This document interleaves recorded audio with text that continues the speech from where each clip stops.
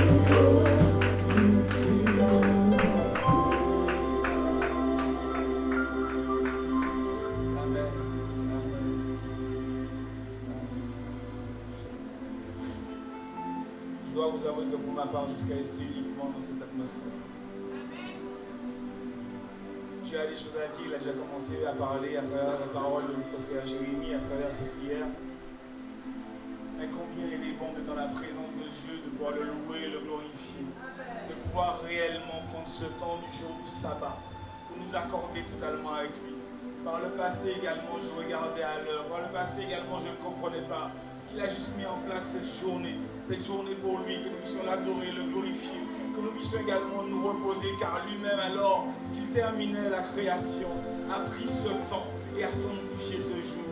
Mon père, mon frère, ma soeur, ne regarde pas à l'heure, mais regarde simplement d'être dans sa présence. Accorde-toi simplement avec lui encore plus que jamais aujourd'hui. Profitons de ce temps où nous ne sommes plus qu'un, mais nous sommes plus que deux aujourd'hui. Et que là, étant réunis en sa présence, en son nom, que nous puissions ensemble le glorifier dans le nom de Jésus. Amen. Acclamons encore notre Dieu. Acclamons encore.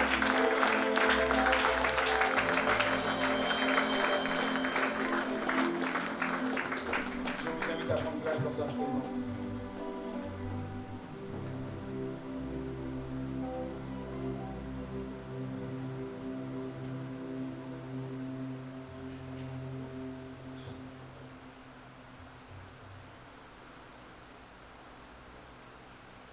Je vais nous inviter à prendre la parole dans Matthieu 25.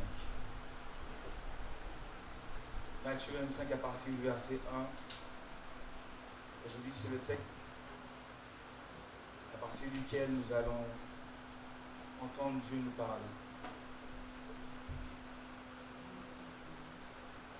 Jeudi soir, alors que nous faisions les cours sur le mariage avec mon épouse, nous nous sommes rendus compte que dans la façon dont les choses ont jusqu'à maintenant été faites, que ce sont des cours qui s'adressent principalement aux couples, ou encore à ceux qui ont des projets de mariage, voire ceux qui sont fiancés.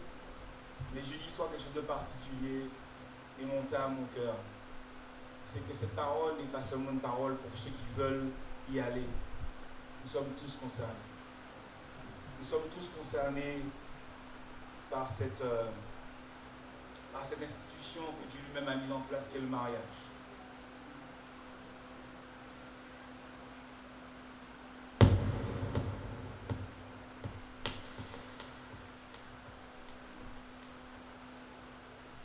Nous allons lire la parole. Vous y êtes?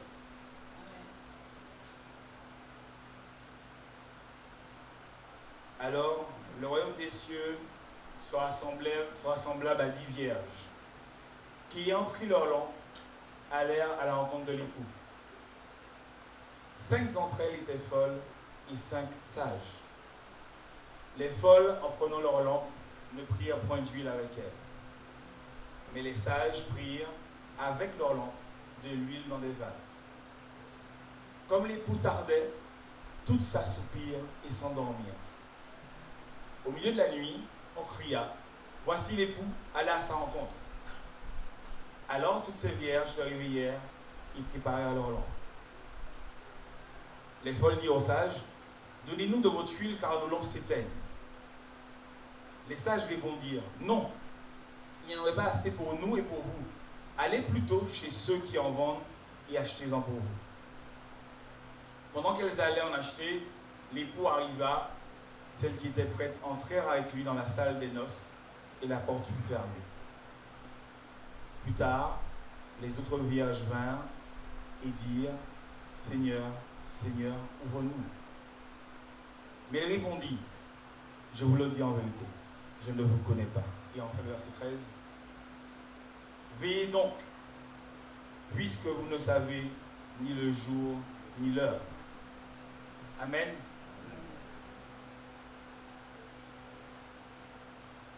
Pour ce texte, les mots parlent d'eux-mêmes. On pourrait effectivement se tenir à des choses très simples dans le langage qui est utilisé. Mais ça nécessite en fait que nous puissions nous attarder un peu plus, de plus près, au vocabulaire qui est utilisé. Ici déjà, on parle de 10 vierges. Les vierges, effectivement, quand on parle de vierge, en général, on fait référence à une femme qui n'a pas connu de rapport sexuel. Dans la réalité également, nous sommes tous à la base censés être vierges. Parce que nous sommes censés, chacun d'entre nous, ne pas avoir de rapport sexuel jusqu'au mariage. Mais jusque-là, l'adversaire nous a menti. Nous avons été dans le monde, nous avons parcouru les choses et nous sommes revenus à Dieu. Mais Dieu fait que toutes choses soient devenues nouvelles et que toutes choses anciennes soient passées. Donc nous revenons à ce statut de personnes vierges. Nous sommes revêtus de nouveaux vêtements. Amen. Et en fait, on voit bien que ces 10 vierges, on parle effectivement de ces 10 vierges, qui ont pris leur lampe. Quand la Bible fait référence de lampe, quand vous utilisez lampe, c'est pour pouvoir vous éclairer, c'est ça? C'est pour voir, c'est ça? C'est parce qu'il fait sombre. Quand on parle dans la Bible de lampe, on parle de la lampe qui est à nos pieds, sur nos deux sentiers. C'est celle qui nous permet justement d'aller jusqu'à Dieu, d'être sûr de poser nos pas au bon endroit. Amen. Et ces 10 vierges qui ont pris leur lampe vont en direction de l'époux. Qui est l'époux? J'entends pas. À qui?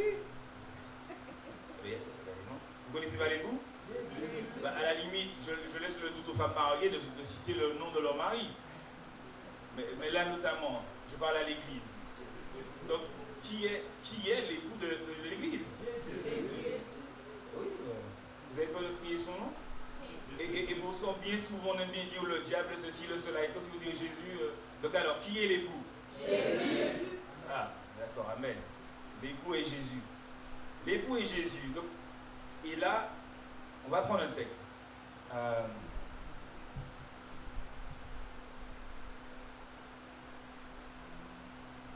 On va prendre le Cantique des Cantiques, le chapitre 5, et on va lire les versets de 10 à 16. Cantique des Cantiques, vous allez voir comment il est décrit l'époux.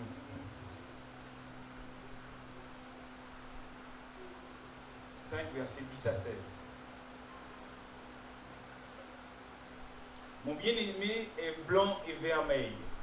Il se distingue entre 10 000. Sa tête est de l'or pur, ses boucles sont flottantes, noires comme le corbeau. Ses yeux sont comme des colombes au bord des ruisseaux, se baignant dans le lait, reposant au sein de l'abondance. Ses joues sont comme un parterre d'aromates, une couche de plantes odorantes. Ses lèvres sont des lys d'où découle la myrrhe. Ses mains sont des anneaux d'or garnis de chrysolites. Son corps est de l'ivoire poli couvert de saphir. Ses jambes sont des colonnes de marbre blanc posées sur des bases d'or pur. Son aspect est comme le Liban distingué comme les cèdres. Son palais n'est que douceur et toute sa personne est pleine de charme. Tel est mon bien-aimé, tel est mon ami, fils de Jérusalem. Amen. La description qui est faite de l'époux ici, nous tous nous sommes capables de la faire. En général, quand on parle de celui qu'on aime, on le décrit toujours en les premiers temps comme étant la plus belle merveille du monde, non? Non? Nous avons tous été amoureux au moins une première fois. Alors maintenant, si après les autres fois on était plus dans l'intelligible, mais la première fois, quand vous avez décrit l'époux, la fiancée, l'épouse, j'ai rencontré quelqu'un, c'est waouh! À la limite, quand vous en parlez, les gens disent ouh, et là, vous êtes, hein? On dit même que vous êtes limite ensorcelé, oui ou non? Voilà. Église. Donc l'époux Jésus, décrit dans Cantique des Cantiques. La parole poursuit et attire notre attention que sur ces 10 vierges, il y en avait 5 folles et 5 sages. Amen. Et des folles et des sages. Alors on connaît, hein? On sait que la folie, en général quand on va de vous fou, c'est tout parti en vitesse. D'accord? Et quand on parle en général de sagesse, c'est que justement on fait appel à quelqu'un qui est dans l'intelligence et qui fait attention à ce qu'il fait. Mais en fait, là encore, le mot folle, en recherchant l'origine du mot, ça veut dire du mot moros, M-O-R-O-S. Et moros, en fait, est effectivement rattaché à la signification de folie, d'irréfléchi, mais surtout ça fait appel à l'impie, celui qui est sans Dieu. Donc vous voyez déjà, dans les 10 vierges qui allaient à la rencontre de l'époux, il y en avait 5 folles et 5 sages. On aime bien en général séparer justement les païens, les chrétiens. Donc l'appel était pour tout le monde. Tout le monde était appelé à aller vers l'époux. Vous suivez jusque-là? Amen. Amen. Donc, 5 vierges et 5 sages. Donc, les folles ont pris leur lampe, et bien sûr, comme elles sont folles, elles ont pris la lampe sans l'huile. D'accord? Elles ont pris la lampe sans l'huile. On reste dans les choses simples. Elles ont pris la lampe sans l'huile. Vous avez pris la voiture, on n'est pas mis de carburant. Mais pourtant, vous êtes sûr que vous allez quelque part. Mais à un moment donné, la voiture doit s'arrêter. Il n'y a pas de carburant. Mais les 5 folles ont pris la voiture sans carburant. Par contre, les 5 sages ont fait attention de prendre la voiture et de veiller à mettre du carburant.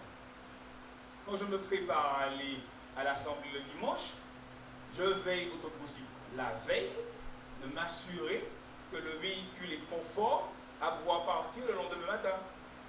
D'accord? Hein? J'évite d'avoir des arrêts bizarres dans les stations-service en allant au culte et de dire que c'est le complice qui m'a mis en retard en plus pour aller au culte. Si tu avais agi sagement, tu aurais été sûr que notamment dès la veille, mes vêtements sont prêts, mon batiti est prêt, mon batata est prêt. Donc le matin, je me lève, je crie à Dieu, je récupère toutes mes affaires et je m'en vais. Amen? Amen. Très bien. Donc, les folles ont pris la lampe, mais sans huile. Mais les sages, de leur côté, ont fait attention d'emmener l'huile. Amen.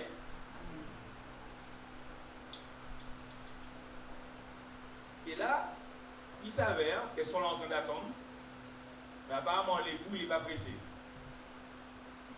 Il n'est pas pressé. Rappelez-vous quand on fait des veillées de prière.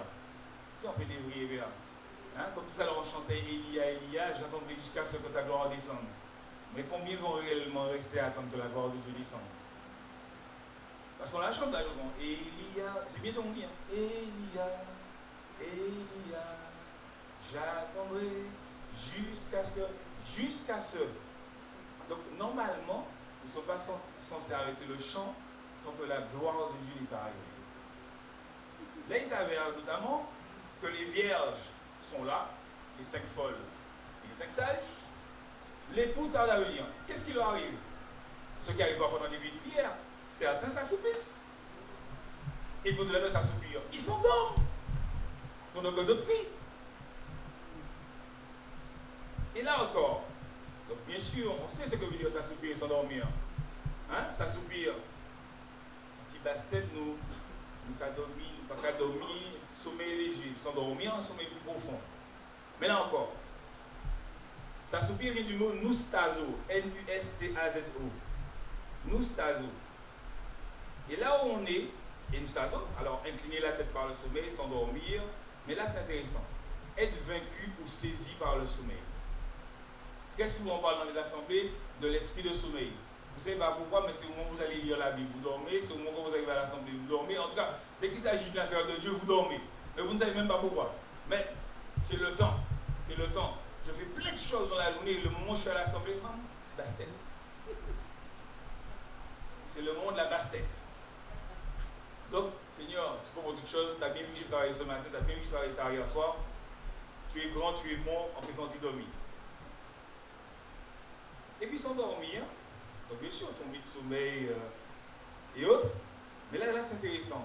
Parce que s'endormir est rattaché en définition, céder à la paresse et au péché. Céder à la paresse et au péché. Et ça va encore plus loin, être indifférent à son salut. Les vierges, pendant qu'elles attendent l'époux qui tarde, elles s'assoupissent et elles s'endorment. Donc là, notamment, elles font plus fait de leur salut. Là, notamment, où l'esprit de sommeil a apparu pour qu'elles puissent s'assoupir, là, carrément, elles délaissent la présence de Dieu. Bien-aimés, on y est toujours? Et là, bien sûr, donc, l'histoire se poursuit au milieu de la nuit, bien sûr, là, on leur dit, voici l'époux allé à sa rencontre. Donc là, c'est le réveil en fracas. Donc bien sûr que tout le monde va se réveiller. L'époux est là. Donc c'est l'occasion notamment d'attraper les lampes, parce qu'il fait noir, et on prend les lampes pour aller vers la salle de la noce. Amen.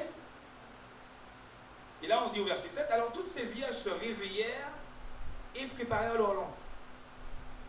Elles se réveillèrent. Et là encore, même le mot réveiller, vous connaissez non, je suis réveillé parce que je dormais.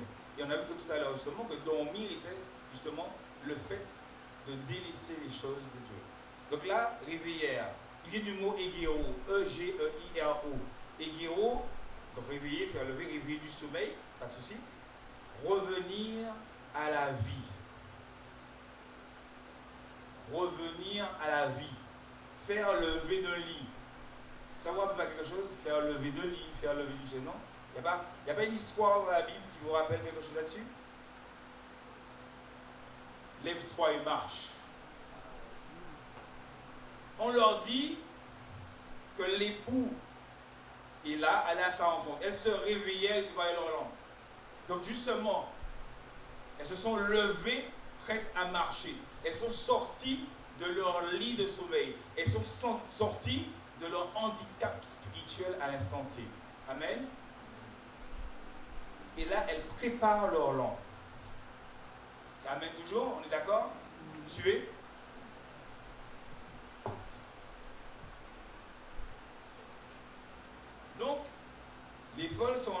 ce moment-là qu'assurément, il n'y aura pas assez d'huile. Il n'y aura pas assez d'huile. C'est très simple. C'est que là, les lampes sont en train de s'éteindre. Je suis parti avec la voiture sans essence. Et puis au bout d'un moment, bien que je sois à partir de la maison, je vais arriver à Martinique pour Christ, mais selon d'où je sors, il n'y a pas assez de carburant.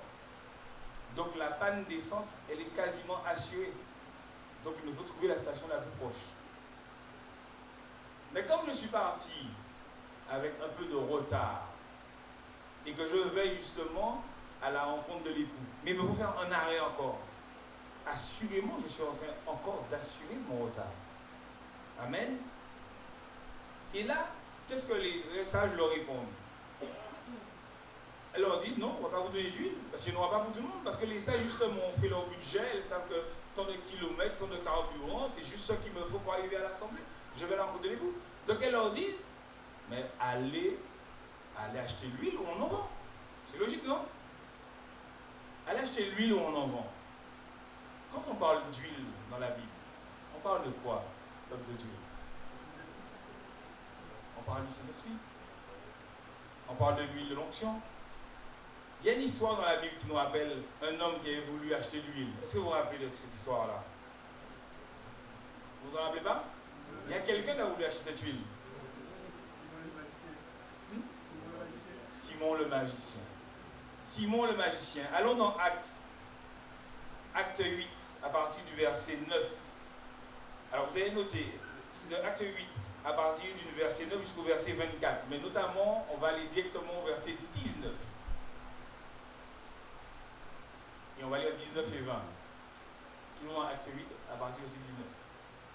Et là, Simon, il se fait baptiser et tout, il n'y a pas de problème. Il a compris que les apôtres, que les disciples sont remplis de cette grande puissance. Et Simon dit quoi? Accordez-moi aussi ce pouvoir afin que celui à qui j'imposerai les mains reçoive le Saint-Esprit. Verset 20. Et Pierre lui dit que ton argent périsse avec toi, puisque tu as cru que le don de Dieu s'acquérait à prix d'argent. Les sages ne pouvaient pas vendre l'huile aux folles. Cette huile ne s'achète pas. Peuple de Dieu, le Saint-Esprit ne s'achète pas. Dieu ne s'achète pas. La présence de Dieu dans vos vies ne s'achète pas. Ce n'est pas un homme de Dieu qui va seulement déverser sur vous une onction particulière. Il a une onction pour agir. Tout à l'heure, le frère Jérémie, dans ses prières, à travers les textes qu'on a lus, nous le démontrer encore. Nous avons une démarche personnelle. Chacun de nous doit aller à la rencontre de l'époux. Mais cela nécessite de choisir son camp. Cela nécessite de s'assurer que j'ai mis le carburant nécessaire dans le véhicule. Amen.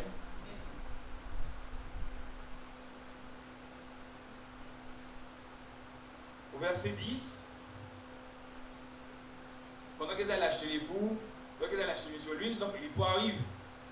L'époux arrive. Il est devant la salle de noces. Qu'est-ce qu'il a? Sur les 10. Les 5 sages. Ce sont les 5 sages qui sont devant la salle de noces. Puisque les 5 folles ont été achetées de l'huile. Elles recherchent une huile à acheter. Donc les 5 sages sont là. Et notamment, le mot qui est utilisé, celles qui étaient prêtes. Celles qui étaient prêtes entrèrent avec lui dans la salle des noces et la porte fut fermée. Celles qui étaient prêtes. Celles qui étaient prêtes. Qui vient du verbe donc du mot etoimos. H-E-T-O-I-M-O-S. C'est-à-dire que notamment quand on est prêt, ça veut dire qu'on s'est préparé à être prêt. Être prêt, c'est ça. On s'est préparé à être prêt. Alors que je faisais une formation pour être formateur moi-même, celui qui nous formait nous a dit que celui qui arrive en retard, c'est parce qu'il ne s'est pas préparé à être à l'heure. Celui qui arrive en retard ne s'est pas préparé à être à l'heure. Parce que notamment si je me prépare à être à l'heure, je suis en train de remonter le temps de telle sorte que je n'arrive pas en retard et que je sois là à l'heure. Et je vais vous donner un exemple qui est simple. Pour la plupart de ceux d'entre nous qui travaillent, et même pour ceux qui vont à un rendez-vous de travail, ou même pour ceux qui vont à un rendez-vous chez le médecin, on s'arrange pour être à l'heure. Pourtant, peuple de Dieu, quand il s'agit de Dieu, quand il s'agit de venir à la maison de l'Éternel, on fait preuve d'une certaine légèreté. On devient fou. Dieu est bon. Il est bonbon. Il va comprendre. Je suis en retard. Pas de problème. Comme de façon générale, l'église fait 3 quarts d'heure, 1 heure de prière, de louange. Là, je serai là où on va donner la parole. Ça devra aller. Dans la Bible, il y a nulle part qui est marqué que Dieu est présent lors de la parole. Ce qu'on dit, c'est que Dieu descend au sein de la louange et de l'adoration. Le temps de louange et d'adoration est un temps que nous prenons pour glorifier l'Éternel. C'est un temps où réellement je dis Seigneur, je me suis disposé à être avec toi en cet instant même. C'est un temps où justement que nous sommes dans la communion fraternelle parce que nous sommes tous ensemble. C'est un temps où justement nous faisons tous ensemble monter une odeur agréable, un autel de parfum pour Dieu. Bien-aimés, veillons à ne pas arriver en retard à un rendez-vous divin. Quand on dit qu'il y a culte, ce n'est pas à partir de 9h30. C'est à 9h30. Ce n'est pas à partir de 9h30. Parce que, très franchement, si vous êtes dans des bénédictions pour prendre, et puis c'est à 9h30 que c'est pour arriver, ou pas qu'à y venir.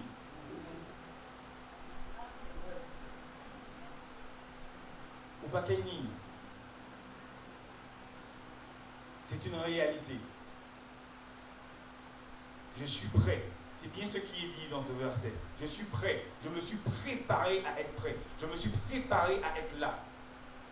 Ce n'est pas moi qui détermine que bon, on va chapeauter vos fins, les gars mettent 1 heure de prière, 9h30, 10h30, pour quand commence en retard, 9h45, 10h45, bon c'est bon, je peux arriver à 11h.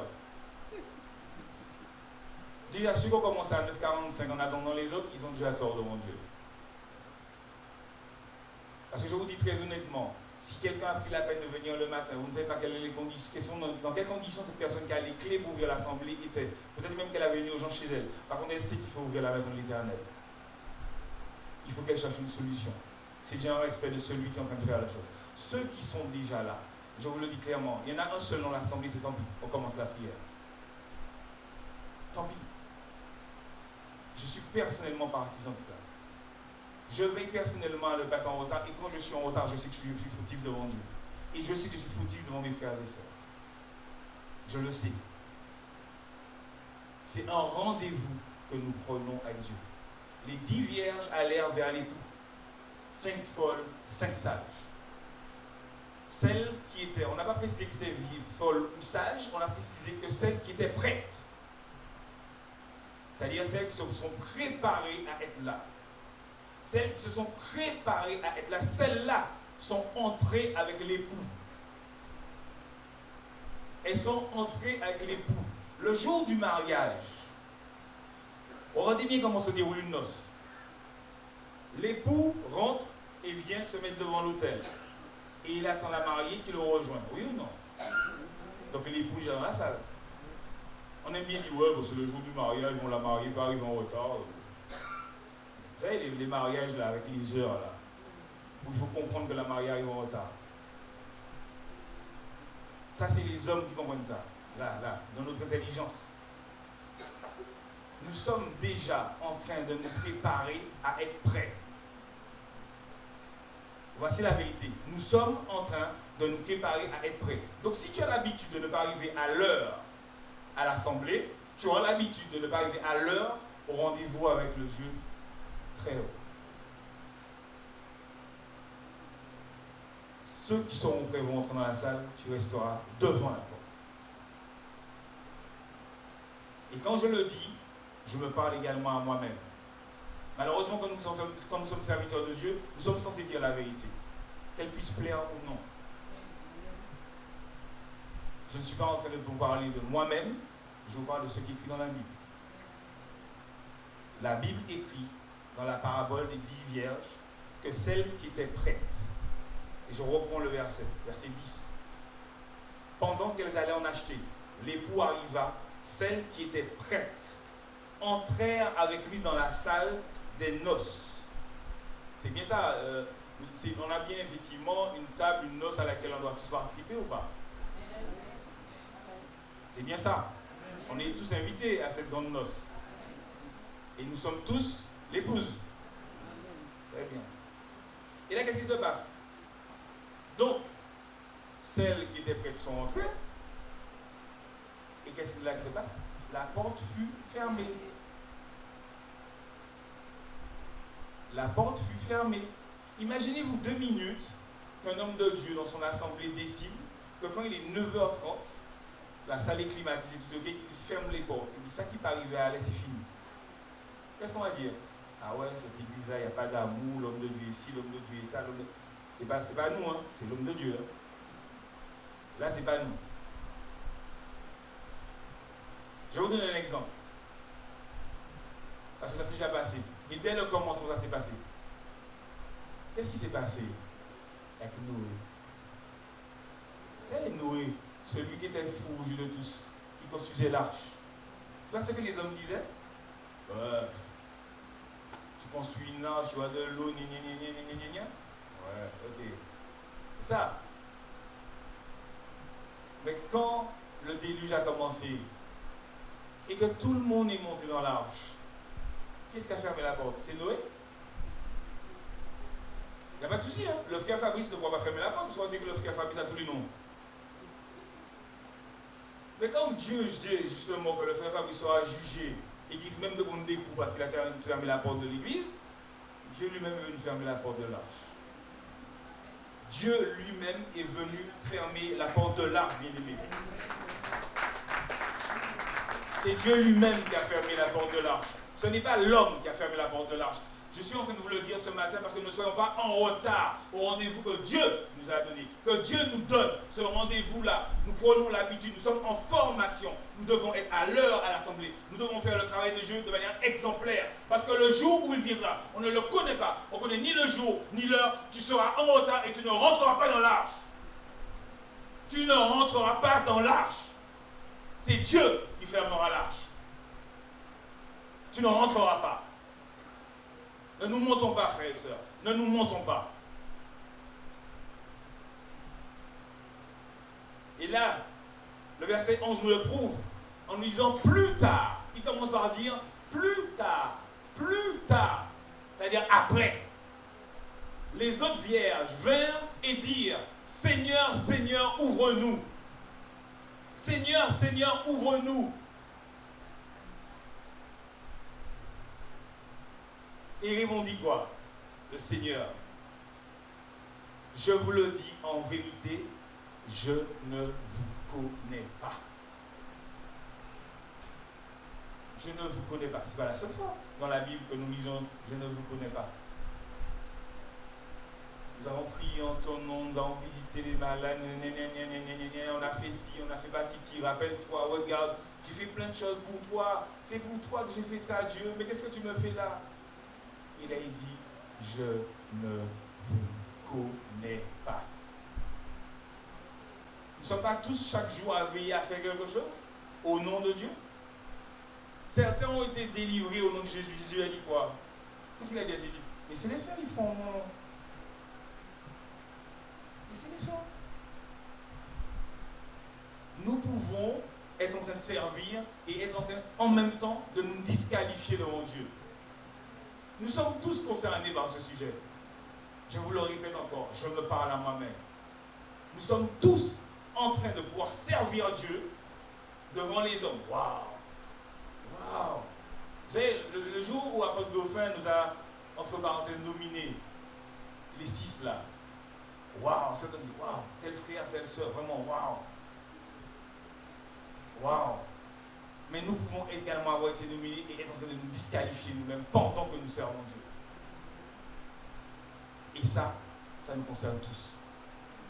Arrêtons de vouloir voir les choses par échelon, t'as pli haut, mon pli bas. Non. Il n'y a pas. Non. Frères, sœurs, arrêtons avec ça. Tout à l'heure, le frère Jérémie l'a encore dit. Combien nombre de pasteurs, de serviteurs, de servants de Dieu trompent le peuple de Dieu avec de fausses doctrines. Parce que simplement le peuple là, il ne lit pas la Bible, il ne lit rien. Il est en train de dire, ah oui, le pasteur a dit ça. Le pasteur a dit qui ça? Le pasteur a dit qui ça? Personne ne veut lire ce que Dieu lui-même dit. Qu'est-ce que Dieu lui-même dit? Nous sommes là, en train de croire tout ce que les hommes nous racontent. Le docteur te dit que tu es malade. Tu dis Amen, oui, le docteur a dit que je suis malade. Tu viens en plus à l'assemblée dire, le docteur a dit que j'ai ça, j'ai ça, j'ai ça, j'ai ça, j'ai ça. Vous avez validé liste docteur. Pourtant, tu fais partie de ceux qui ont suivi des cours qui t'ont dit, par les meurtrissures de Jésus, tu es guéri. Ah ouais, oubliez ça. Je vous l'ai dit la dernière fois, maladie, maladie, mal a dit, mal a dit. Comment ça que le mal peut parler plus fort que la voix de Dieu sur vos vies? Comment c'est possible? Comment pouvez-vous accepter que quel que soit le mot qui est dans votre vie, qu'elle touche votre argent, qu'elle touche votre métier, qu'elle touche quel que soit le domaine de votre vie, comment pouvez-vous accepter que le mal puisse dire? Il n'y a pas de mal qui puisse dire, parce que le mal est déjà déchu au nom de Jésus. Il a perdu. Il a perdu. La seule chose qui nous donne cette force, c'est nous-mêmes. C'est nous-mêmes qui nous donnons cette force. Parce que nous donnons la possibilité d'entrer dans notre vie et nous-mêmes on fait petit copain avec lui. Parce que là aussi, le docteur a dit. Le docteur a dit au journal, on a dit que nous sommes dans une période de crise. Comme c'est une période de crise, c'est normal que je n'ai pas d'argent. Je suis les informations et je me laisse. On me donne ce qu'on veut me donner. Je mange, je dis, c'est bon, mais forcément. Selon l'alimentation qu'on donne à un enfant, le corps de cet enfant n'est pas transformé. C'est comme ça qu'on fait grandir un enfant. Alors, anciennement, c'était bon soupe, bon régime, bon tout ça. Actuellement, c'est typo. Alors, je n'ai rien contre, hein, mais dernièrement, j'ai vécu une expérience qui est pas mal. C'est que ma fille est née avec congelé une soupe pour bébé dans le congélateur, le reste d'une soupe. Et quand j'ai retiré cette fameuse soupe, parce que le pot m'embêtait depuis le temps qu'il est dans le congélateur, je l'ai sorti. Et quand je l'ai sorti, que j'ai décongelé, ce même pot de soupe pour bébé est devenu une espèce d'éponge. Je ne sais pas pourquoi. En fait, elle avait la couleur de la soupe, mais c'était une éponge. Elle n'a rien lâché du tout, elle se remplissait d'eau. Pourtant, au départ, elle était bien liquide. Là encore, nous contribuons nous-mêmes à empoisonner. Donc, il est clair que si je suis en train de me mettre simplement à écouter les informations, alors les informations, on dit il y a la guerre, là, il y a ci, il y a cela, donc je me conditionne. La foi vient de ce que l'on entend et de ce que l'on voit. La Bible a été écrite pour entendre et voir les miracles et les prodiges de Dieu. Je ne veux pas lire la Bible, par contre je me nourris matin, midi, soir du journal, télévisé ou bien radio et autres, et puis je me nourris de ça, et puis finalement, je constate que je suis à l'image de la société, parce que de toute façon, il y en a qui sont bien en haut, qui eux ne subissent rien du tout, mais qui me font croire que tout ce qu'ils me donnent à manger est bon. Alors c'est clair, si demain matin, le peuple noir lui dit qu'il est blanc, peut-être qu'il va même croire qu'il est blanc aussi.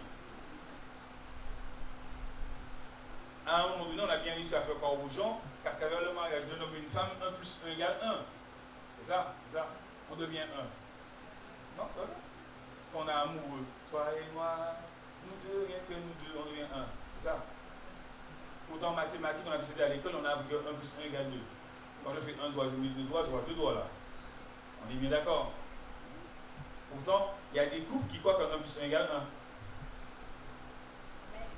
1. Non? Ah, il y a des doutes de mathématiques ce matin. Mais bon, je ne suis pas prof de mathématiques. Mais en tout cas, jusque-là, 1 plus 1 n'est pas égal à 1. De ce que je me rappelle de mes cours. Alors, je ne vous connais pas. Et là, verset 13. Et vraiment, Jérémie, je bénis Dieu pour ta vie, pour tes prières ce matin. Verset 13. Veillez donc, puisque vous ne savez ni le jour ni l'heure. Veillez. Veillez. Veillez. Si quelqu'un, aujourd'hui on a les portables, ça nous aide plus ou moins dans les moyens de communication. Mais quand quelqu'un prenait rendez-vous à quelqu'un à l'époque, on avait seulement les lignes téléphoniques. Dans chaque maison, on appelait X et on disait bon, demain matin tu viens me chercher, le culte c'est à 9h30, donc tu es à la maison à 9h. D'accord, à 9h, ok. Et on n'était pas en train de faire des allers-retours pendant qu'on s'habille près de la fenêtre pour voir si la personne qui venait nous chercher n'était pas arrivée. On veillait, c'est ça, on veillait. Et là, en fait, on ne prend pas en considération ce terme veiller. Aujourd'hui, on se dit, Je fais plein de choses pour Dieu et puis je vais surtout à l'église le dimanche. Le dimanche, c'est important. Le dimanche. Vous savez pourquoi c'est important? Parce que le dimanche, mes voisins, voisines me voient sortir, habillé, parfumé, Bible à la main. Et tu vas où? À l'église. Donc, je valide aux yeux de tous que le dimanche, ça me positionne en tant que chrétien. Donc, parce que le mot chrétien vient de là. Le mot chrétien vient du fait qu'on avait constaté que ceux qui suivaient Jésus, on faisait plus ou moins comme lui, étaient chrétiens. Donc aujourd'hui, 2019, du moment que je suis parti habillé vers 8h30, 9h, je suis allé à l'église, je suis chrétien. Ne suis-je pas là en train d'accomplir la volonté de notre Père? Je vais à l'église le dimanche. Papa, je suis chrétien. Je suis chrétien. T'as allé là quand je ne vous connais pas, on va dire, mais non, c'est pas possible. C'est pas possible. C'est pas possible. Est-ce que vous savez quand on vient à Christ, on nous fait faire ce qu'on appelle la prière du salut. Le fait de demander pardon, de reconnaître Dieu comme sauveur et Seigneur, et on te dit c'est bon, tu es sauvé, et à la fête dans le salut. Vous avez tous entendu ça quand vous avez fait la prière du salut? Mais est-ce que vous savez que vous pouvez perdre votre salut? Est-ce que vous êtes conscient que le salut se perd avant que l'époux n'arrive? Et vous savez pourquoi? Ou pas veiller, prendre l'huile là et puis l'emplant. Le salut se perd ou qu'il aller à l'église le dimanche, ou qu'il servir l'église, ou pas prendre vase d'huile là et puis l'emplant. Tu ne veilles pas à ta communion avec le Saint-Esprit. Tu ne veilles pas à prier Dieu, tu ne remets pas à Dieu ta journée, tu ne remets pas à Dieu ta vie, tu ne consultes pas Dieu dans tes décisions et tu prétends venir à l'église et croire que Dieu va agir dans ta vie parce que tu viens le dimanche. On n'est pas dans... Dieu n'a pas un petit cahier, il fait Frédéric, présent, Frère Sweetie, présent, Frère Samantha, présent. C'est pas ça. Nous sommes à l'école là. Ou bien encore, il faut que vous posez pas l'emploi tous les débuts de mois pour vous toucher l'argent.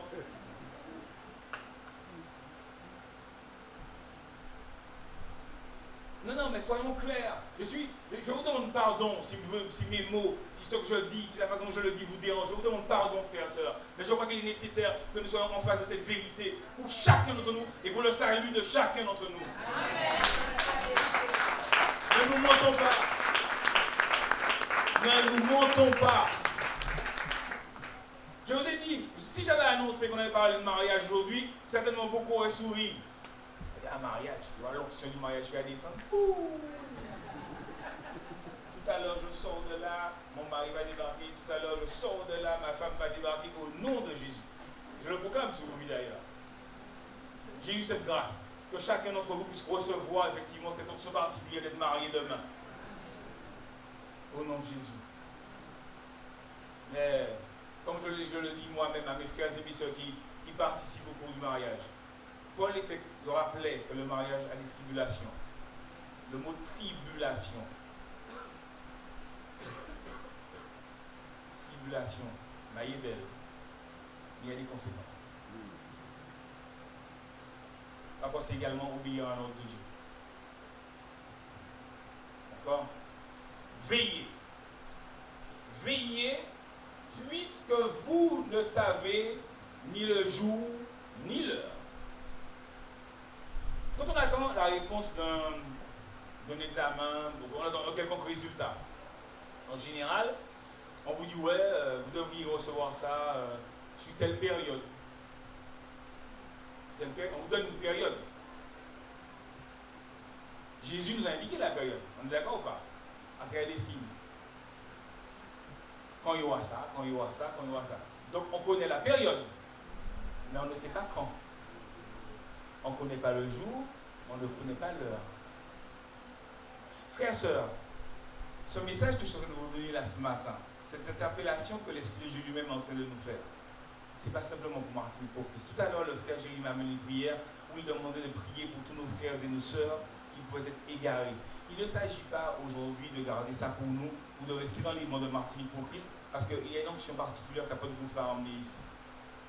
Il s'agit de pouvoir redistribuer la parole de vérité que nous recevons auprès de d'autres et d'aider des frères et des sœurs qui sont égarés par des hommes qui sont en train de... par des hommes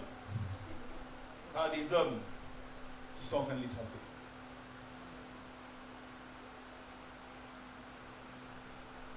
J'étais alcoolique, je vais encore mes copains dans l'alcool.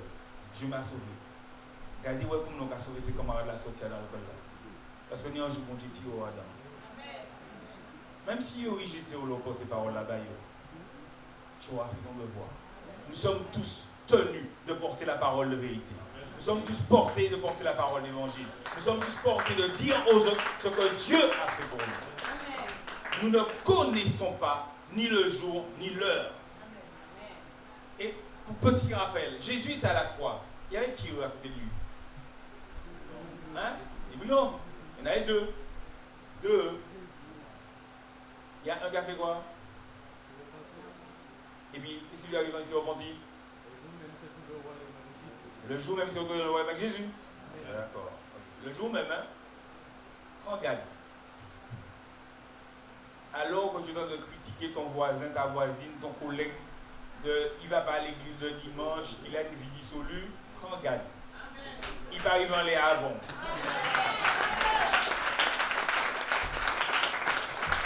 Regarde. Trop facile. C'est trop facile pour nous, frères et sœurs. Trop facile. Trop facile. Et je vous assure que plus nous prenons connaissance de la parole, plus nous constatons combien nous sommes nous-mêmes dans l'erreur. Hier, je suis dans la voiture avec les enfants et donc ils sont en train de, on passe des différents sons, machin, qui sont classés chrétiens parce qu'effectivement ils parlent de Dieu et autres. Parce que ce sont des musiques qui sont faites effectivement pour édifier et pour permettre à certains de comprendre. La musique est un moyen également de communication. Je me disais, wow, mais ils sont dans des rites où effectivement il y a un message qui est porté. Mais la louange que Dieu attend de nous, celle qui est portée dans les cieux, c'est celle qui le concerne lui. En fait, en vérité, quand nous louons Dieu, c'est quand nous adressons nos paroles à Dieu lui-même. Seigneur, je te loue. Seigneur, je te glorifie. Seigneur, je m'attends à toi. Par contre, nous avons la chance d'avoir des frères et des sœurs qui font des sons qui permettent de transformer la vie de certains. Et je me disais, tiens, les enfants écoutent beaucoup de musique qui effectivement portent un message. J'en parlais avec ma femme, je dis oui, mais regarde, ça porte un message, ça aide d'autres. Mais la louange que Dieu attend de nous, c'est justement, parfois c'est tellement simple. On voit le chant de vous-même. Je peux être là et dire Seigneur, je t'adore. Bon, j'ai dit que c'est le gars c'est toi. Mais quand je dis Seigneur, je t'adore, oui, je t'adore, car ton nom est très saint. Je suis en train de m'adresser à qui? Je suis en train de m'adresser directement à mon Père. Je suis en train de lui dire, Père, je t'adore parce que ton nom est très saint. Je suis en train de m'humilier. Et au bout d'un moment, si vous avez commencé ce chant debout, il y a un moment donné, vous allez retrouver à genoux. Il y a un moment donné, vous allez constater que les pleurs vont venir dans Dieu. Parce que vous allez vous rendre compte que cet homme, que ce grand Dieu a donné sa vie pour vous. Et vous allez, et si vous êtes encore franc avec vous-même, recherchez qui a donné sa vie pour vous parmi ceux que vous connaissez. Personne. Personne. Personne n'a donné sa vie pour vous. Personne. Nous élevons des enfants. Parfois on dit que les enfants sont ingrats. Parce que nos propres enfants que nous élevons, de même à ils tournent le dos. Eux-mêmes, ils nous tournent le dos. Pourtant, nous avons porté de l'amour, nous avons chéri, nous avons fait ce que nous pouvions, avec ce que nous avons. Dieu donne son Fils unique. Son Fils unique. Abraham était prêt, il n'avait même pas été prêt, à porter son Fils unique pour le bon plaisir de Dieu. Je le disais jeudi soir, on aime bien dire mon enfant, ma fille, mon garçon, il n'y a pas un monde. Il n'y a pas de monde. Dieu t'a confié un esprit qui lui appartient, qu'il a placé dans un corps. Et il t'a demandé en tant que parent de l'instruire, de l'enseigner pour l'amener à atteindre la destinée que Dieu lui-même a prévue. C'est ça ta mission. Veille à accomplir la mission pour laquelle tu es. Arrête de vouloir être comme une espèce de propriétaire de mon enfant.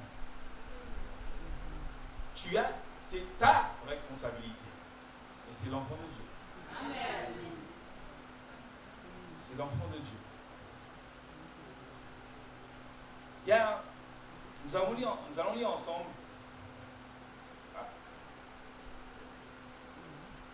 quelques passages bibliques. Matthieu 7, versets 22 à 23. Matthieu 7, versets 22 à 23.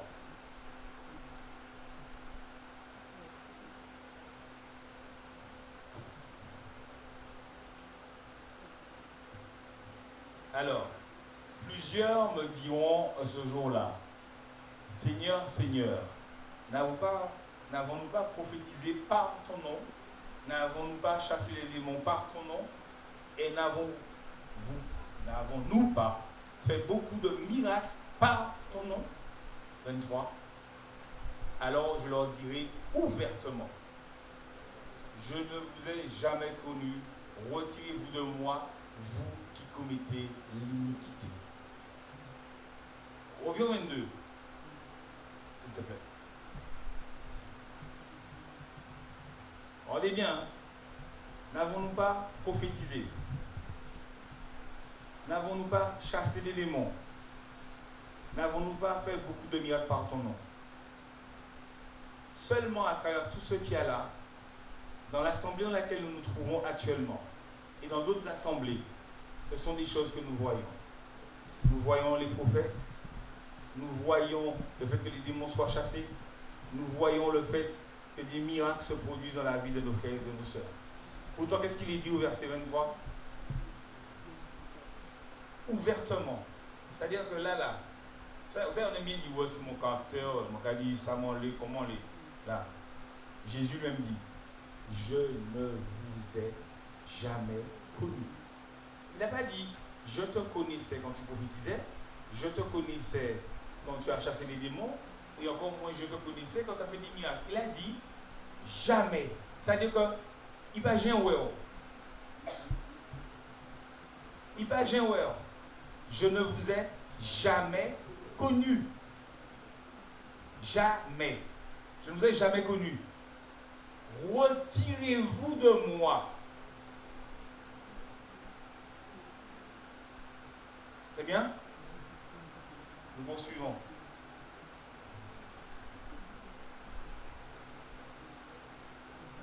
Luc 13. Luc 13, versets 25 à 27. Luc 13, versets 25 à 27.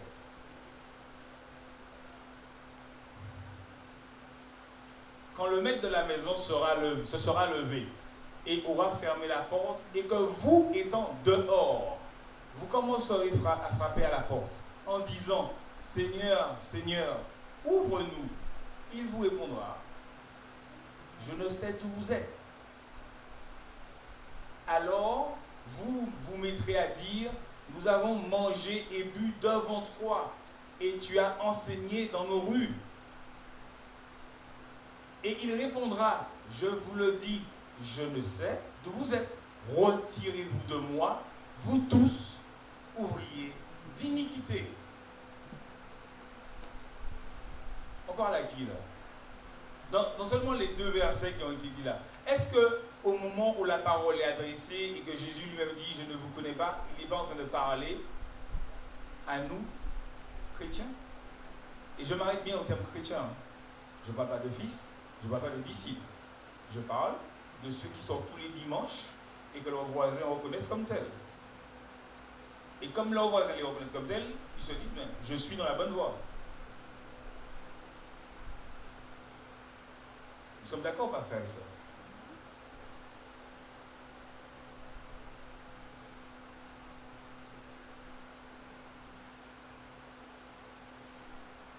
Luc 12, on va lire du verset 35 à 40. Luc 12, du verset 35 à 40. Luc 12, verset 35 à 40.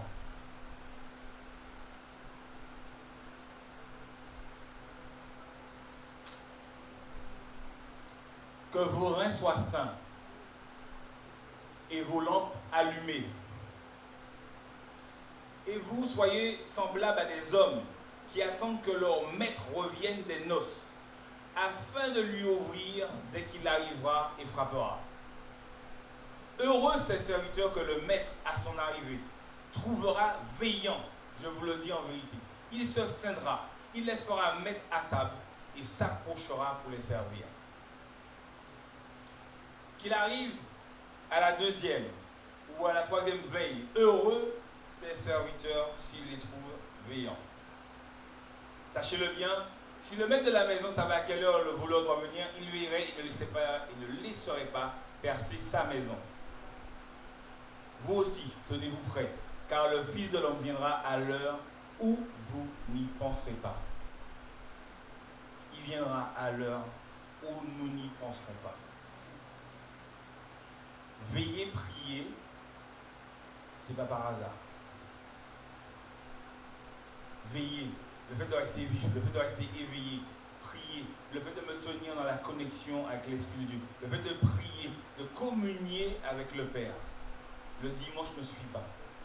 Un seul jour ne suffit pas. C'est du quotidien, c'est du permanent. Ça ne suffit pas. Dieu nous a donné un langage qui n'est pas n'importe lequel, celui de pouvoir parler en langue, quand l'Esprit de Dieu nous saisit, qu'il habite en nous. Ça nous permet de veiller, de prier. Alors maintenant, on n'a pas demandé d'être scandaleux. Hein. On est au travail. Qu'est-ce que tu dis là? Rien. De la même manière, nous jeûnons. Tout le monde va besoin de jeûner, puis du chiffon. Frère, soeur, jeûne et prends plaisir à jeûner. Tu sais pourquoi tu jeûnes? Tu sais pourquoi tu jeûnes? Tu jeûnes pas pourquoi les gens te disent waouh, tu jeûnes 21 jours, 40 jours, sans eau, sans manger. Tu as maigri, hein? Je vous informe qu'il y en a qui grossissent hein, pendant le jeûne. Et c'est pas parce qu'ils ne jeûnent pas, parce que chaque corps réagit à sa façon. D'accord? Mais ceci étant, la parole ne nous demande pas justement que pendant les temps de jeûne, de veiller à ce que nous soyons rencontrés rafraîchis, bien habillés, pour que justement que personne ne se rende compte et que seul Dieu qui se tient dans le lieu secret soit au courant de ton jeûne. Alors c'est quoi le truc là de jeûner puis que tout le monde sache que. Quand vous ne quand tu jeûnes, c'est pour le plaisir de ton Père. Est-ce que je sais pourquoi tu jeûnes? Est-ce que je sais pour quelle raison tu dois jeûner? Peut-être que tu jeûnes pour ton mariage, peut-être que tu jeûnes pour ton travail, mais c'est toi qui connais ta demande. Faut que... Attends. Quand les athlètes vont faire une course, ils sont en train de se préparer. Il y en a qui vont jusqu'à dire que c'est quand la douleur, Usain Bolt vous dit que c'est quand la douleur est en train de se prendre de son corps, que ça lui donne le feu vert de faire encore plus. Le moment où certains d'entre nous disent « Aïe, j'ai mal, stop ». Lui dit « J'ai mal, c'est bon, je continue ». Tu es en train de jeûner, tu es au troisième jour de jeûne, tu as dit que tu vas faire 21 jours, au troisième, ton visage est comme une espèce de livre de trip, et en plus de ça, tu es en train d'attendre que quelqu'un te dise pourquoi, qu'est-ce que tu as. Mais très franchement, mais ça ne me regarde pas ce que tu as. C'est toi qui as décidé de jeûner devant Dieu. Maintenant, tu veux de mon soutien. J'entame un jeûne, j'aimerais mon frère, j'aimerais ma soeur, que tu m'accompagnes. C'est tout. Mais pas obligé de vendre comme ça, et pour attendre mon cadeau, que c'est Dieu. Parce que ça pas sûr qu'à un moment donné, c'est Dieu. Et là, tu vas dire, c'est bizarre, le frère Fabrice, je suis passé devant lui, tortillé, il m'a même pas demandé qu'est-ce que j'avais. Il faut arrêter de singer. Il faut arrêter de singer.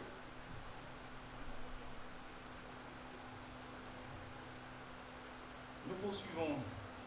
Thessaloniciens 5. Thessaloniciens 5, verset 1 à 11. Thessaloniciens 5, verset 1 à 11. Thessaloniciens 5, verset 1 à 11. Pour ce qui est des temps et des moments, vous n'avez pas besoin, frères, qu'on vous écrive. Car vous savez bien vous-même que le jour du Seigneur viendra comme un voleur dans la nuit. Quand les hommes diront paix et sûreté, alors une ruine soudaine les surprendra comme les douleurs de l'enfantement surprennent la femme enceinte et ils n'échapperont point. Mais vous, frères, vous n'êtes pas dans les ténèbres pour que ce jour vous surprenne comme un voleur. Vous n'êtes pas dans les ténèbres pour que ce jour vous surprenne comme un voleur. Vous êtes la Vierge sage avec sa lampe et son vase d'huile. Vous ne pouvez pas, nous ne pouvons pas être surpris parce que nous sommes déjà dans la lumière. Frères, sœurs, nous sommes dans la lumière. Amen. Vous êtes tous des enfants de la lumière et des enfants du jour. Nous ne sommes point de la nuit ni des ténèbres. Amen. Frères, sœurs, je viens de lire la parole, mais c'est pour nous tous aussi. Je ne suis pas en train de prophétiser. Il y a quelqu'un qui l'a fait avant moi. Saisissez ce qui est en train de se dire là. Ça nous concerne tous. Il est marqué, nous ne sommes point de la nuit des ténèbres. Nous ne sommes point ni de la nuit ni des ténèbres. Ah. Le Amen et le oui de l'esprit à l'esprit. Donc là, l'esprit est en train de parler. Nous ne sommes point de la nuit ni des ténèbres. Amen. Ah, oui. Gloire à Dieu. Ne dormons point donc comme les autres. Ne dormons point comme les autres. Mais veillons et soyons sobres. Amen. Veillons et soyons sobres. Amen. Amen.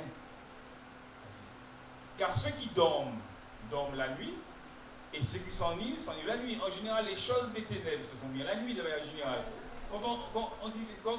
Là où on allait avant, là où le vieil homme avait avant, c'était comme en soirée, c'était ça, c'est l'ennui qui avait ça. Dans un premier temps, c'était l'ennui. Et puis bon, actuellement, il fait midi, minuit, et quand il est élargi, vous voyez nous. Et c'était l'ennui. Mais le parallèle avec la nuit, c'est lequel? C'est celui des ténèbres. C'est pas simplement le... Il ne faut pas croire, parce que quand tu as été dans le dîner dansant, non, le déjeuner dansant, que tu n'es pas dans la nuit. Mais non, le changement de déjeuner dansant, il est midi. Il est midi, pas qu'à faire loin. Il est midi. Il est midi. Il est midi. Les 18h, c'est moi qui sais... c'est le capitaine de ces choses-là. C'est une réunion. On t'a couru avant l'autre qui veut. Seigneur, t'as vu je suis rentré avant la nuit. Je suis dans les ténèbres. Ensuite, mais nous qui sommes du jour, soyons sobres, ayant revêtu la cuirasse de la foi et de la charité étant l'amour lui-même, et ayant pour casque l'espérance du salut. Donc je protège mes pensées avec le casque du salut. D'accord? Je revêts la cuirasse de la foi et de la charité. Parce que quand on mettait la cuirasse était faite pour protéger les hommes justement des flèches qui pouvaient l'atteindre. C'est justement pour qu'il y ait une première protection. Donc justement, je dois me revêtir de la cuirasse de la foi. C'est-à-dire que notamment, j'entretiens ma foi à travers ce que j'entends et ce que je vois. Donc plus je suis dans la présence de Dieu, dans sa parole, dans ses enseignements, dans ce que j'entends, dans ce que j'écoute, dans ce que je vois, je suis en train de renforcer et de revêtir cette cuirasse afin que je ne sois pas touché et atteint. Et vous savez pourquoi on mettait la cuirasse? Parce que notamment la cuirasse aussi, vous voyez quand on est là, le petit point qu'il y a là, ça s'appelle le plexus solaire. On appelle ça le plexus solaire. Et le plexus solaire, notamment quand on fait les arts martiaux, c'est un point qui est un point fatal pour mourir. Quand on frappe un homme là, au plexus solaire, en général, il meurt quand le coup est bien donné. Parce que c'est un point central et vital. Donc quand Dieu donne ses armes, là aussi c'est pourquoi il donne les armes. Il t'a dit de revêtir la cuirasse de la foi. Parce qu'il a dit, trouverai-je la foi? Il n'a pas dit, trouverai-je des hommes ou des chrétiens? Il est sûr qu'il y a des hommes et des chrétiens sur la terre. Il est sûr de ça. Mais est-ce qu'il va trouver la foi? Amen. Car Car Dieu ne nous a pas destinés à la colère, mais à l'acquisition du salut, car notre Seigneur Jésus-Christ, qui est mort pour nous afin que soit que nous veillions, soit que nous dormions, nous vivions ensemble avec lui. Regardez ça encore. Il est mort pour nous, soit que nous veillions, soit que nous dormions, nous vivions ensemble avec lui. Donc le sommeil n'est pas remis en cause, hein. C'est le sommeil spirituel qu'ils ont remis en cause. On parle du sommeil spirituel. D'accord? À partir d'aujourd'hui, c'est pas je ne dors pas. Non. Le sommeil n'est pas remis en cause. C'est le sommeil spirituel. Amen. Et enfin le verset 11. C'est pourquoi, et là c'est intéressant, c'est pourquoi exhortez-vous réciproquement. Exhortez-vous réciproquement. C'est-à-dire, il y en a l'autre. Fais-nous songer, bon parole là. Mon frère, c'est pas bien. Ma soeur, c'est pas bien. Et puis, savoir accepter ça. Vous savez, on n'est pas en train de faire un rassemblement de ceux qui jugent les autres. Ouais, tu as fait ça, tu as fait ça, tu as fait ça. Il y en a qui aiment bien avoir ce poste-là. Mais quand tu fais ce poste-là, attends-toi au jour où on dit, ouais, tu as fait ça, c'est pas bien non plus. Exhortez-vous. C'est-à-dire, le fait de justement de pouvoir se rappeler l'un à l'autre la bonne conduite à avoir devant Dieu et pour servir notre Dieu. Exhortez-vous réciproquement et édifiez-vous les uns les autres comme en réalité vous le faites. Je vais parler aux Thessaloniciens. C'est une ligne de conduite à tenir. Nous sommes tenus au fait de veiller les uns sur les autres, de nous exhorter, mais également de nous édifier à travers la parole. C'est important. Il est bon de porter pour un frère ou une soeur une parole. Parfois, Dieu dépose une parole sur ton cœur. Tu ne sais pas pourquoi. Porte la parole. Moi, la semaine dernière, j'étais à mon bureau et je fais Seigneur, il faut que quelque chose se passe maintenant. Mon téléphone sonne. Je venais d'avoir la pensée. C'était mon beau-frère. Mon beau-frère, on s'appelle Révérend et Bishop. Ce sont des appellations que je donne. Je vais alors Révérend sans faire. Donc on est là. Et là, il me dit écoute, j'ai une parole pour toi, Dieu t'aime. Et je ne sais pas pourquoi je te dis ça. Je ne sais pas ce que je suis en train de traverser. Mais je te dis Dieu t'aime. Juste ça. Je venais de dire à Dieu, Seigneur, il faut que quelque chose se passe maintenant. Alors, parfois, quand on dit il faut que quelque chose se passe maintenant, on aurait préféré avoir le compte qui s'est rempli de quelques milliers, millions, milliards d'euros, la voiture qui est changée, la maison qui soit différente. C'est pas ce que Dieu a choisi. Il m'a dit Dieu, je t'aime.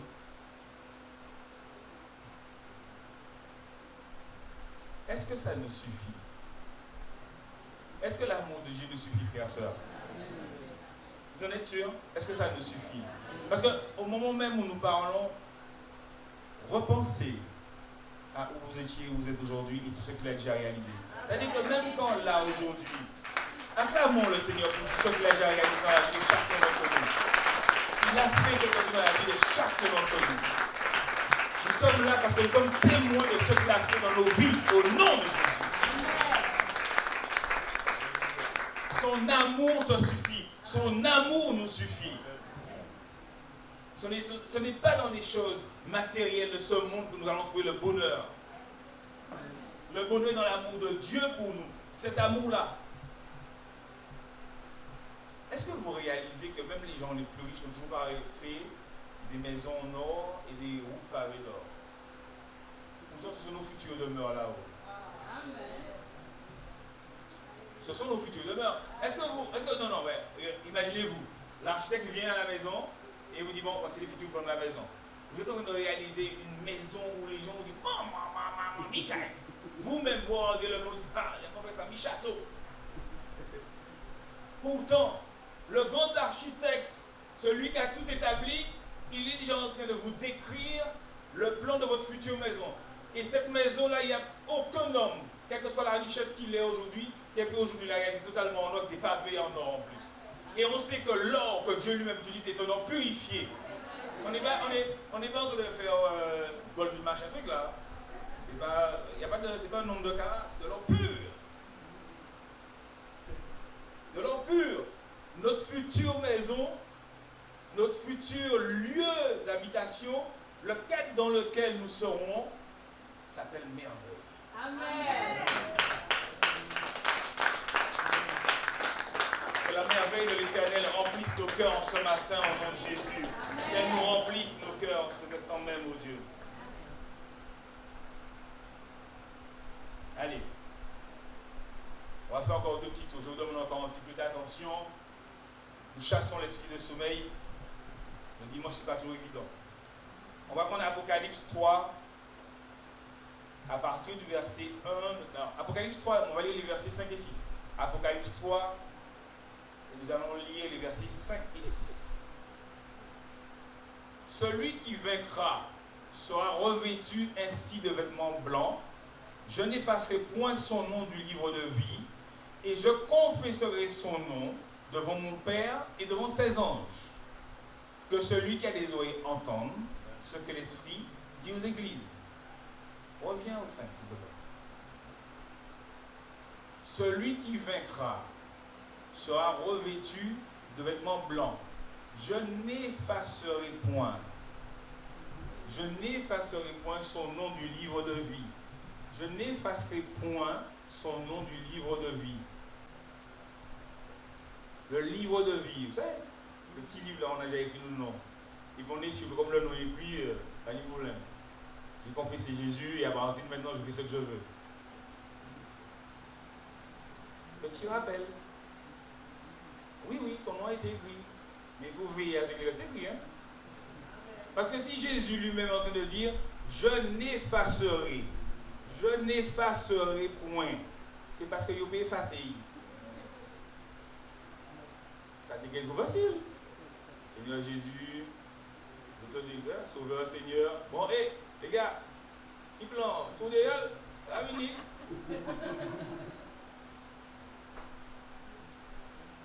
Je suis à l'aise quand je vous dis ça. J'y étais aussi. Et aujourd'hui, j'y travaille encore pour d'autres raisons. Mais je ne suis pas dans la même ambiance.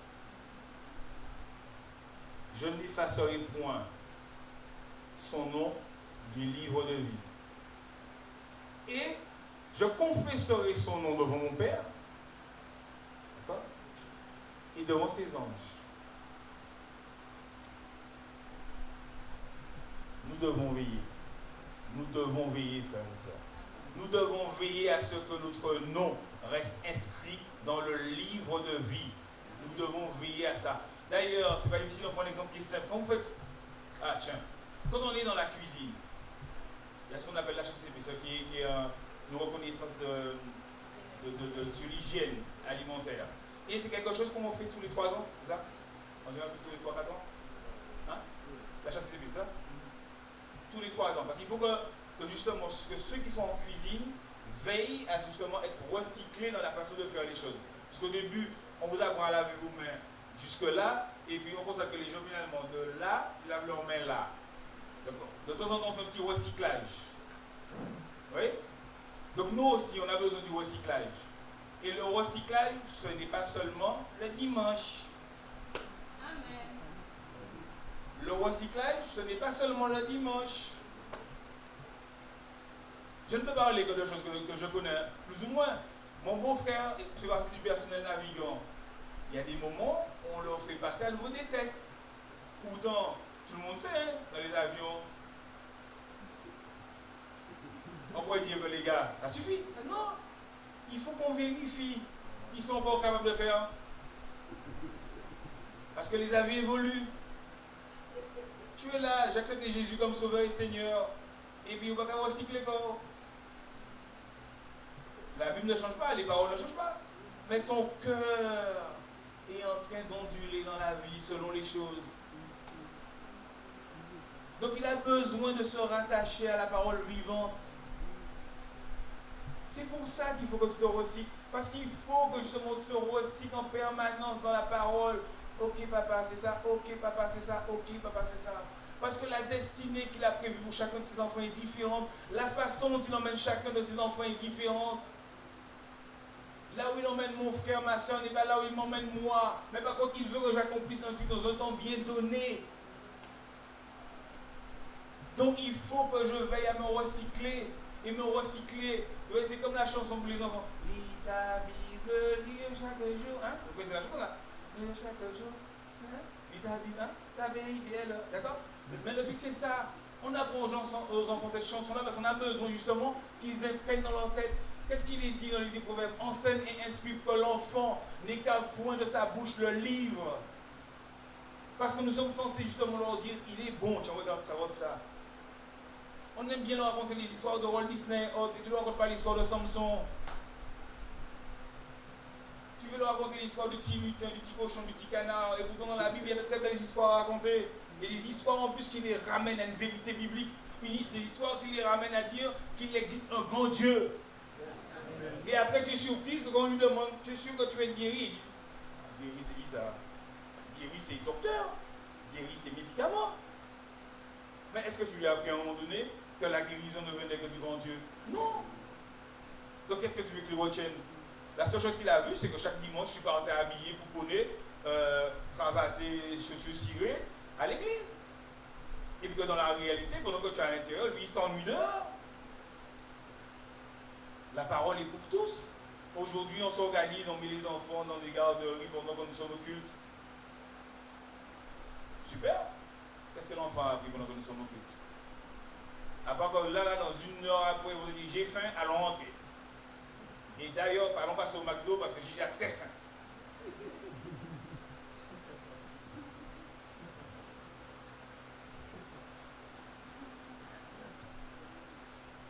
Frères, sœurs, Apocalypse 19, versets 6 à 9. Apocalypse 19, versets 6 à 9.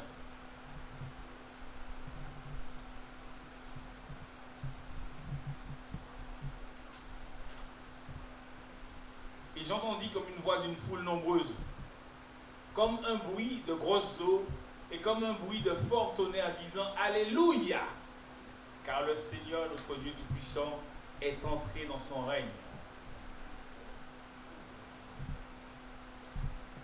Réjouissons-nous et soyons dans l'allégresse et donnons-lui la gloire, car les noces de l'agneau sont venues et son épouse s'est préparée.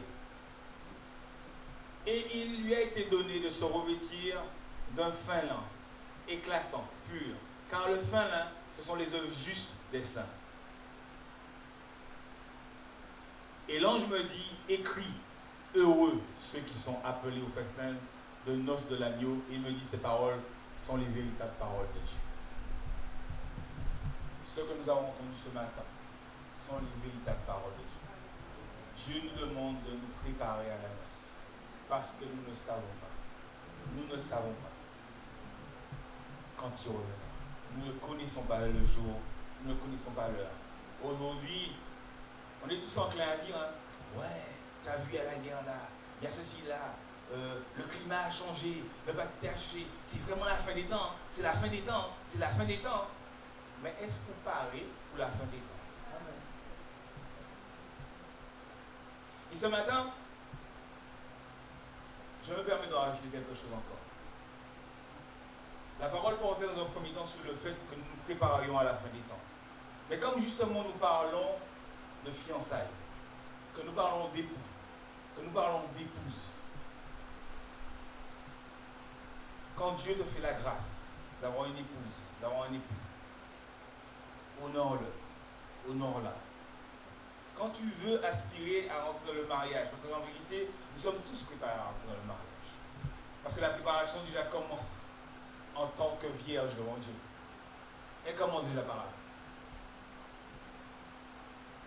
Elle commence déjà par là. Préparons-nous déjà. Il a bien dit en Matthieu 6,33, recherchez le premièrement le royaume et la justice de Dieu. Et toutes choses vous seront données par-dessus. Toutes choses.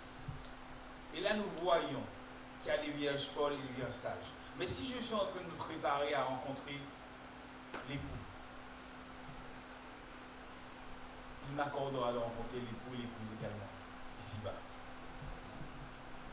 Je veux parler à tous ceux qui s'attendent au mariage. Je veux parler à tous ceux qui sont fiancés aujourd'hui. Je veux parler également à tous ceux qui sont mariés aujourd'hui. La parole nous dit, en parlant aux hommes, que tu aimeras ta femme comme Christ a aimé l'Église. Et il parle justement de ça, comme Christ a aimé l'Église. Et il dit qu'il y a un mystère dans le fait d'aimer son épouse comme Christ a aimé l'Église. Beaucoup de directives nous sont données. Par exemple, de ne pas nous coucher sur notre colère. Comme on dit en créole, nous avons un coup de gueule. Nous ne pouvons pas dormir en ça. Nous ne pouvons pas dormir en ça. Il faut mourir à soi-même. La graine qui meurt à elle-même grandit. Tu entres dans le mariage, c'est que tu es prêt à mourir à toi-même. Le mariage, c'est pas la robe de mariée, c'est pas ça. Ça, c'est ce qu'on m'a raconté à tout le monde. Ça, c'est depuis petit, la princesse rencontre le prince et il joue beaucoup d'enfants. C'est pas ça. C'est pas ça. Nous sommes destinés à accomplir une mission ensemble pour Dieu. Et je vais rajouter ce matin. Quand je décide, je signe que j'épouse, il n'y a pas de divorce. Il n'y a pas de divorce. Et pour ceux qui me diraient, oui, mais la Bible dit que notamment on peut divorcer en cas d'adultère. Je dirais, comme la Bible dit elle-même, qu'il y a le pardon. Amen. Alors je ne vais pas dire faire le bon, elle va me pardonner, hein. C'est pas ce que j'ai dit. D'accord? Et pourquoi on a accordé aux hommes le fait de divorcer parce qu'il y a eu adultère? C'est simplement parce que Jésus l'a dit, parce que vos cœurs étaient trop durs. À cause du cœur des hommes. C'est pour ça que quelque part, il fait ça. Le divorce n'existe pas. Devant Dieu, le divorce n'existe pas. Et il le rappelle, au commencement, il y avait un homme et une femme. Et l'homme et la femme étaient conçus pour le mariage. Et l'homme et la femme étaient conçus pour justement garder et cultiver le jardin. La femme fut tirée de l'homme parce que l'homme et la femme constituent ensemble une unité devant Dieu. Au même titre que nous nous préparons à rencontrer l'époux, quand je suis et que je m'apprête, que je désire le mariage, je m'engage plus que jamais avec Dieu et avec celui qui l'a mis à mes côtés, celui ou celle. Je tiens à le préciser ce matin. Le temps du pardon est venu pour les couples blessés. Moi, je ne connais pas vos vies. Ce temps-là est venu. Pour les couples qui sont encore ensemble, où il y a des blessures aussi, le temps du pardon est venu. Pour ceux qui veulent aspirer à rentrer dans le mariage, sachez où vous allez. Paul a dit qu'il y a des tribulations. Il y a des tribulations. Par contre, vous avez l'assurance d'accomplir quelque chose pour Dieu aussi. Parce que vous n'êtes plus seul, vous êtes deux pour accomplir une œuvre.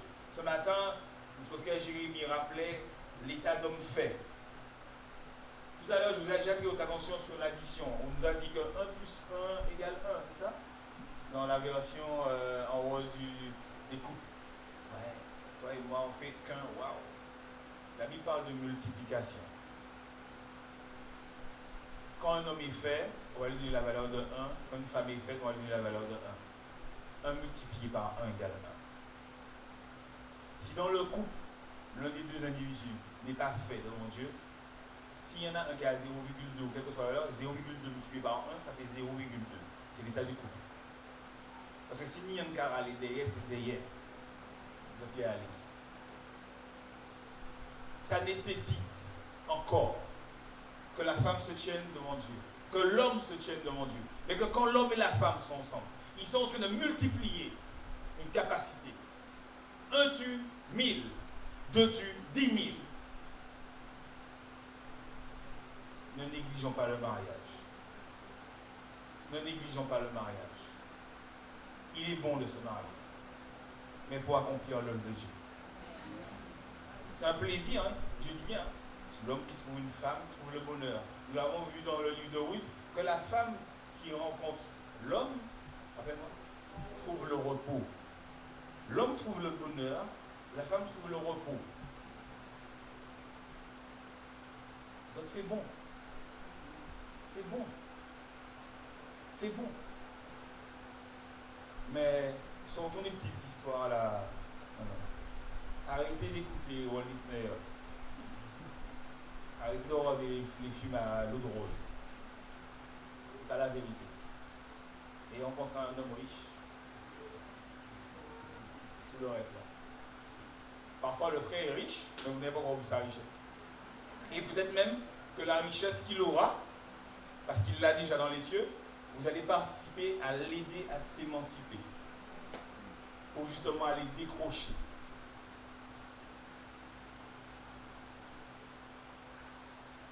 Amen, frères et sœurs. J'espère que la parole vous a béni au nom de Jésus.